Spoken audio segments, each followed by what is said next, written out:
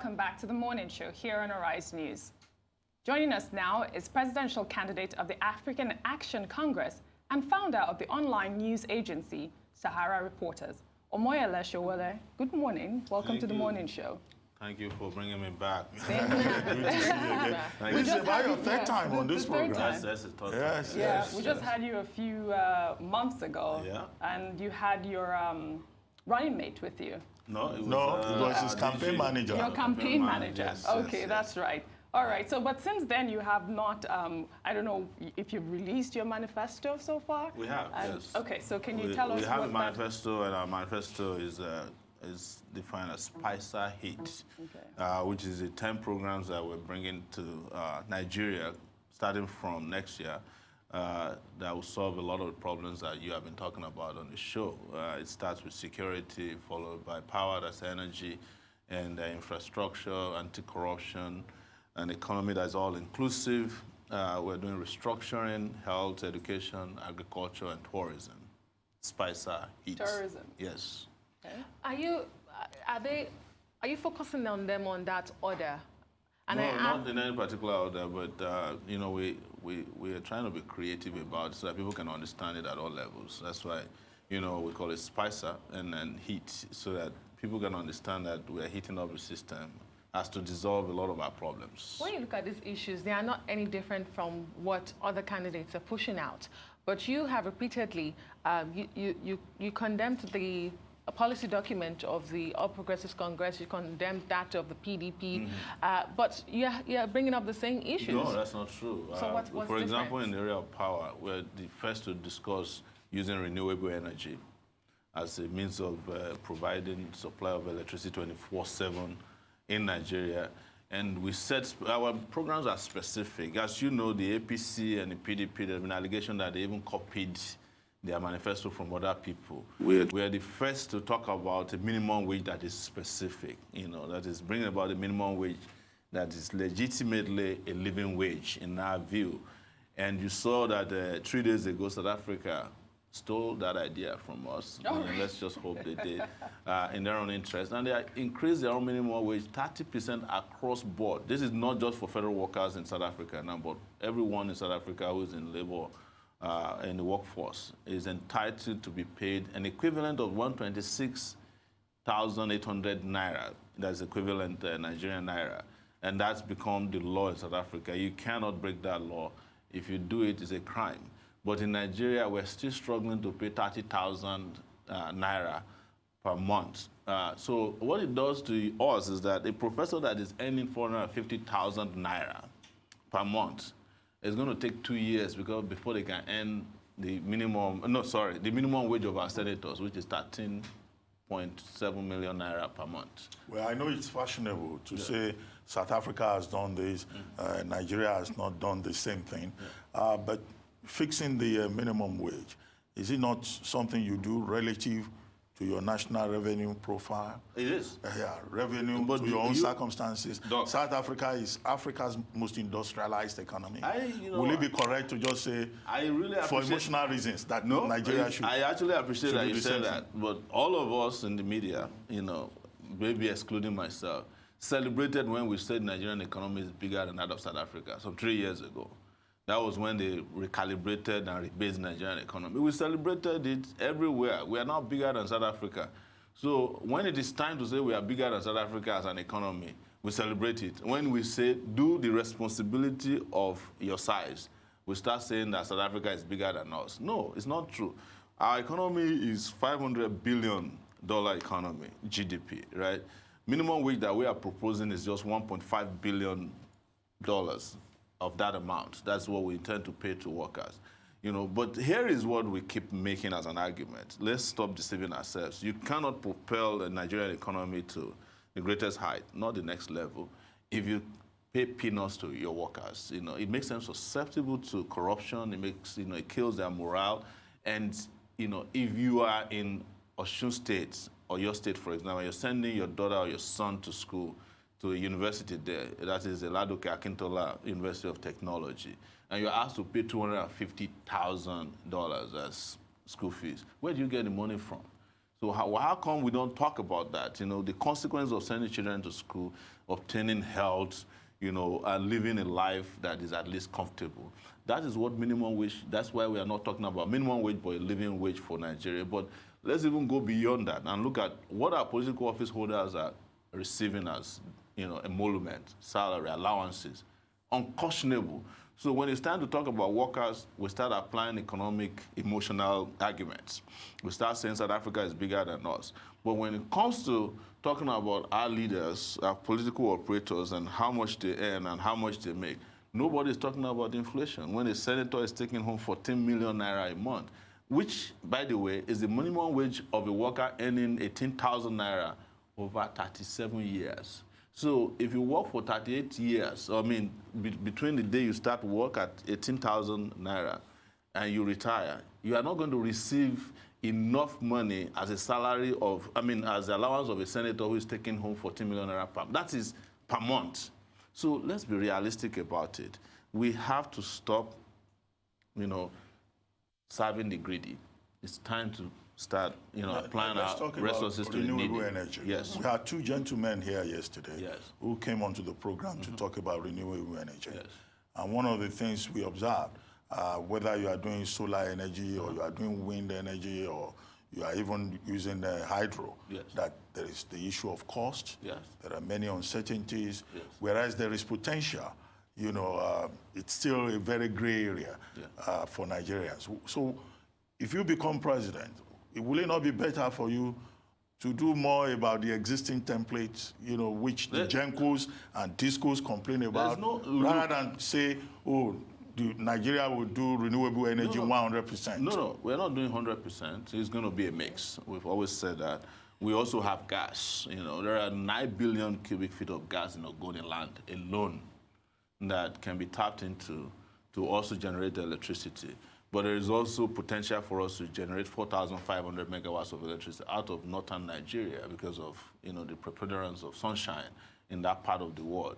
There's also possibility for us to expand our hydroelectric generation capacity. There's possibility for biogas if we use the droppings of cows, if we go into commercial ranching, for instance, and we keep all our 20 million cows in ranches across the country, or not necessarily across the country, whatever we can afford to place them, the droppings alone can generate over 1,000 megawatts of electricity. We're just thinking progressively. It's not expensive. And one other thing we need to do is to break down this behemoth called the national grid. It's obsolete, it's no longer working for us, and have isolated mini grids across the country. So if you are generating from Kano, you supply Kano first. And everybody can also get into the business of selling electricity. Electricity that comes from, say, solar don't have to come from government alone. You can have your roof plastered with solar energy panels, and you can sell into to a GENCO, for example, or a DISCO, whichever way they are described. But currently, our system has broken down in terms of electricity. There's no way we can continue with this miserable 3,000 megawatts of electricity that the GENCOs and DISCOs are managing. And there's no way we can continue with our broken transmission system that is not taking us anywhere. So I don't even want to discuss what we have currently. It's not sufficient, it's not going to serve the purpose we need, and we cannot use that to create a new economy that we're talking about, that will generate over 5 million jobs, that we'll be talking about, that will bring about prosperity in this country, and that will make us competitive even in the African sub-region or the sub-Saharan African region. So let's talk about Morocco, for example. Morocco is about selling electricity to Malta and France. Right? The same thing is happening in Tunisia. Egypt just increased the electricity generation to 17,000. Over 2.5 years, 17,000 megawatts. So what is wrong with us here is because we don't have leaders who understand how these things work.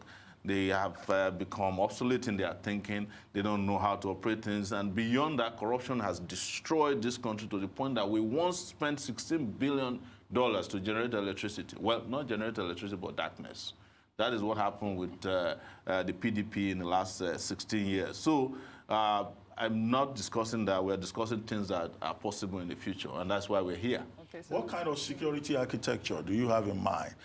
Because most of your comments on security, it's either I've heard you saying, oh, all the service chiefs should be fired Absolutely. and all of that. You Yes. know, is it really about personnel or about the framework, the architecture itself? It's personnel, it's leadership as well. So two things are happening in Nigeria. We're spending too much of our time using soldiers to carry bag for madams. You know, that's how to break it down in a simple way. We need our police. Soldiers? Yes, soldiers are doing... Carrying bags? Yeah, they're carrying bags. No, I for haven't seen West- that. I don't Well, think I've seen you that know, either. you should read Sahara Reporters more. I'm not promoting it. But we have photographs of soldiers, policemen carrying bags for... Yeah, I know about policemen. Yeah, soldiers are doing it too. Soldiers are doing jobs that they are not supposed to do. They're supposed to focus and concentrate on protecting the territorial integrity of Nigeria. While we strengthen our police to do internal security, we now even have the Civil Defense Force carrying arms, so there should be enough so that our soldiers can concentrate fully on fighting the terrorists. The reason I said I'm going to fire Army General is that, you know, Boko Haram has become an industrial complex. People are making money off of it. How so? Oh, yes. You know, I covered Boko Haram since it started.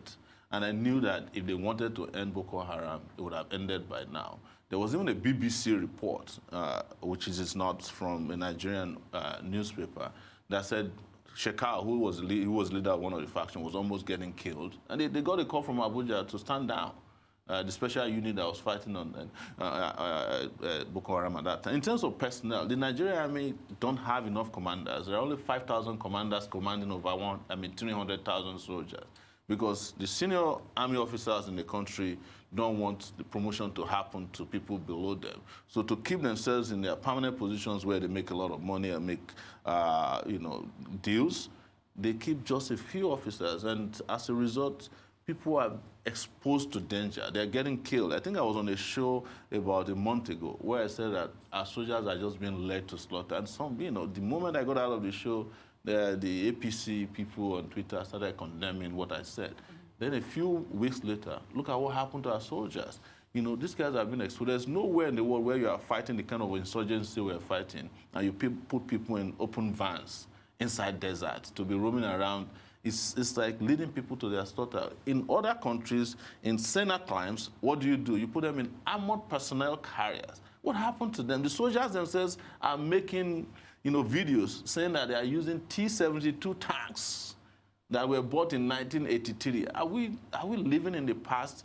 Listen, what I'll say that's most important, though, is that apart from just recalibrating and reordering the leadership of the military, we have to fire the commander-in-chief of the armed forces, the one that is there now, President but Buhari. tell us how, in specific terms, people are making money out of Boko Haram. Oh, I mean, you just made a statement. You have to yes, actually clarify it. Thank you very much. So, you know, I used to be an investigative reporter before I came to this, and I did most of the investigative reports that led to the arrest of several military officers, the Navy, the Air Force, when Buhari came into office. And then they set up their own investigation in the government. And the moment that investigation was going in the direction of some of their serving political office holders or army generals, they shut it down. I mentioned at that time that Dambazo was indicted, but they didn't allow the indictment to take place because he was a member of the party. Even the current chief of army staff, we had reports showing that he had homes in Dubai that he bought when he was part of the procurement of military hardware.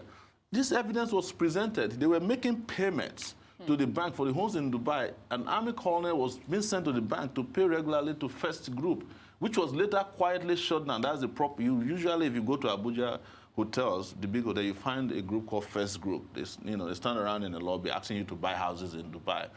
Sometimes it's not full properties. You know, it's to buy a fraction of properties in Dubai. You know, they eventually shut them down quietly so that they cover up all of this. They continued with that. These are not something that happened in the past. These are things that continued into this current government. Sure, about a week ago. I wanted to say finally, also, not finally, but one of it is how they do deals with some of the girls that were rescued. You need to know the amount of money that were involved in the deals.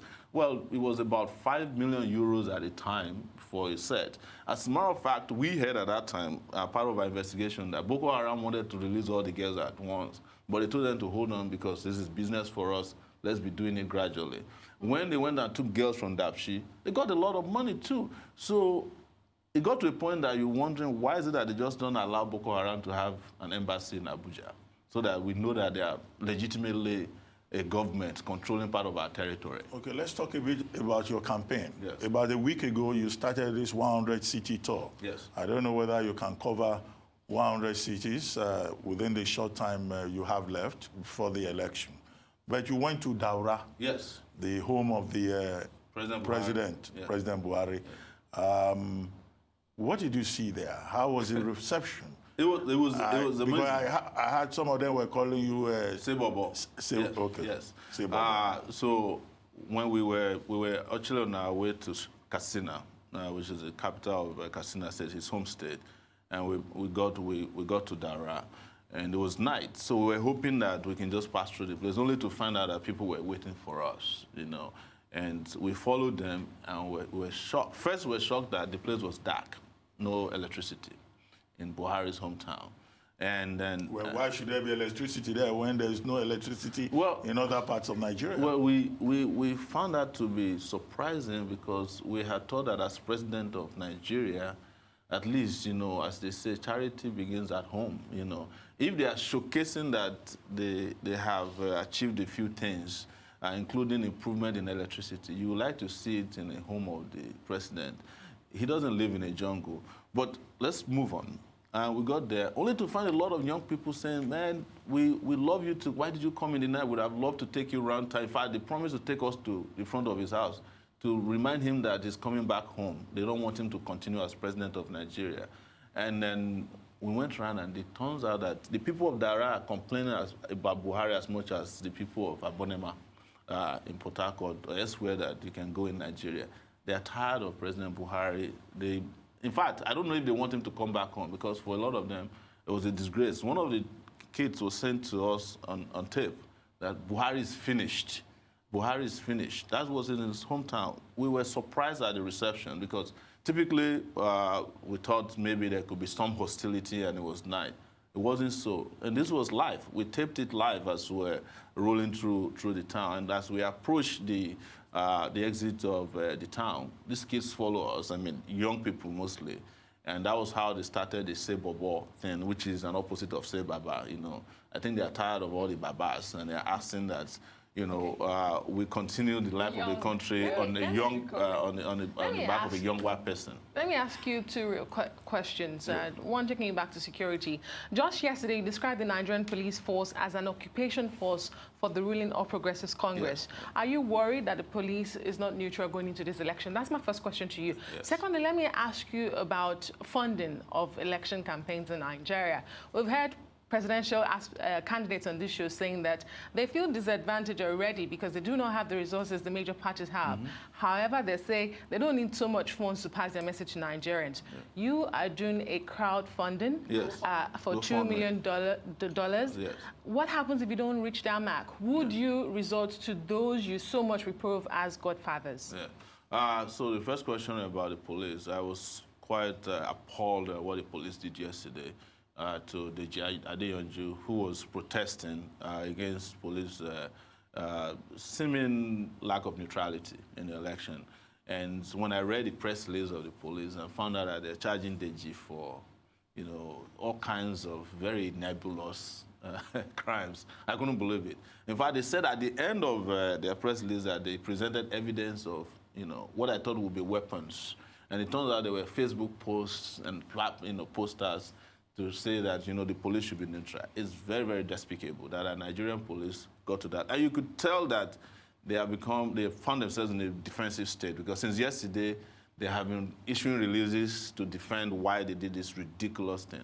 I was a student activist in the 90s, and even in the 90s, this would be ridiculous under military rule that police will arrest somebody for protesting, expressing an opinion. And I do that all the time. And what you are saying is that they are just using Deji Adeyanju and the rest of them as social experimentation for what they will do to candidates that are critical of the government, or even political interests or parties. So we must all condemn this, and it should not be allowed. They are stepped over their bounds, and we must condemn it. I'll go to crowdfunding, which is what we're doing. We've reached $100,000 dollars now out of $2 million that we said we want or we want to raise. And this is a way of getting Nigerians to own the electoral process or the campaign process, because otherwise politicians just save money in bags and distribute to people. They save Ankara, distribute to people. They distribute rice that are branded. But in this case, we're getting people interested and excited and energized to say, look, if you put your money in the political process, you support a candidate, you're likely to be more interested in what happens to this candidate and how they're running their campaign. And it brings about political participation at a level that you've never seen before.